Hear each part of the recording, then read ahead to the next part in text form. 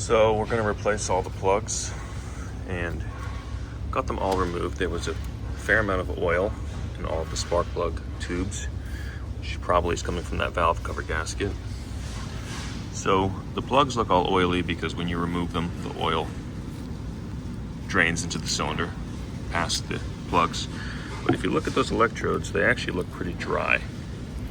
So I'm not too focused on oil consumption right now. Before, when I pulled one of these plugs out, I thought it looked a little bit oily, but it might have just been that oil in the spark plug well that dripped down into the combustion chamber. So next we're gonna get our camera and we're gonna look into the cylinder. So you can see here, we're in the cylinder, and you can see the piston, and it's got some carbon buildup on it, but it doesn't look too bad. And if we look at the cylinder walls themselves, well, let me get a better view here. Put it in a little bit more. If I look at the cylinder, maybe not quite enough. Well, I can still see crosshatch there.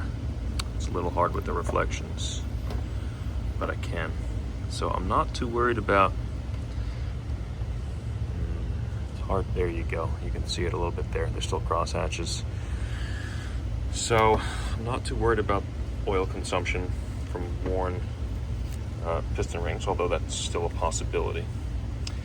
We're going to compare how this looks to all the other cylinders, see how oily they are.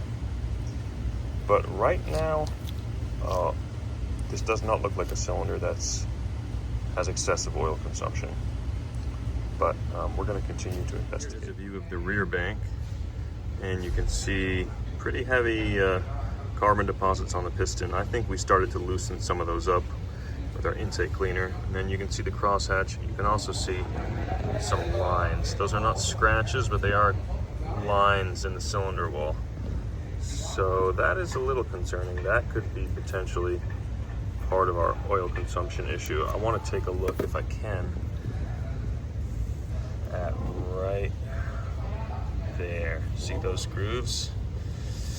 I don't know, that's not great. I mean, they're not clearly scratches, but that's not an awesome sign.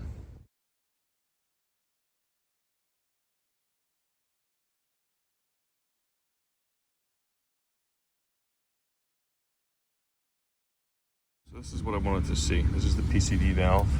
I believe this is the inlet from the valve cover. This is the outlet to a hose under the intake manifold. Why is there so much oil in there? It's not really coming up, but it has that shiny amount of oil all the way inside. I don't fully understand how this PCV valve works because it seems like it just has an inlet and an outlet. I'm not sure what the diaphragm would do in this case.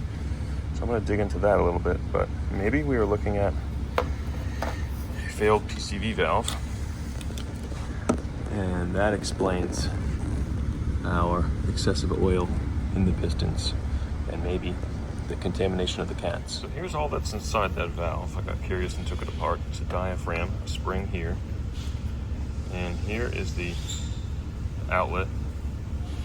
Well, this is the inlet from the valve cover. You have combustion, or yeah, I guess oily crankcase vapors coming in this way, and then I guess suppose kind of bouncing off this diaphragm and being drawn into the intake here. So I guess the purpose of this diaphragm is when the vehicle's under high vacuum, which I guess would mean idling. My brain is loading right now. Either idling or full throttle. This valve would be closed, or the diaphragm rather would be pulled forward. Pretty much it's essentially like a switch. It's a little different from our other diaphragms on Volvo PCVs, so I'm not really sure how this could fail. I took the diaphragm out, it's not torn. So as far as I can tell, there is not a problem here. If there's a lot of oil getting into the intake through this valve, that's just because we have a lot of crankcase pressure, and that's just because it's a high mileage engine. Not much we can do about it. All right, so when we did that intake cleaning last time, I put the nozzle before the throttle body. My thinking was that we would clean the throttle body with some of that solvent.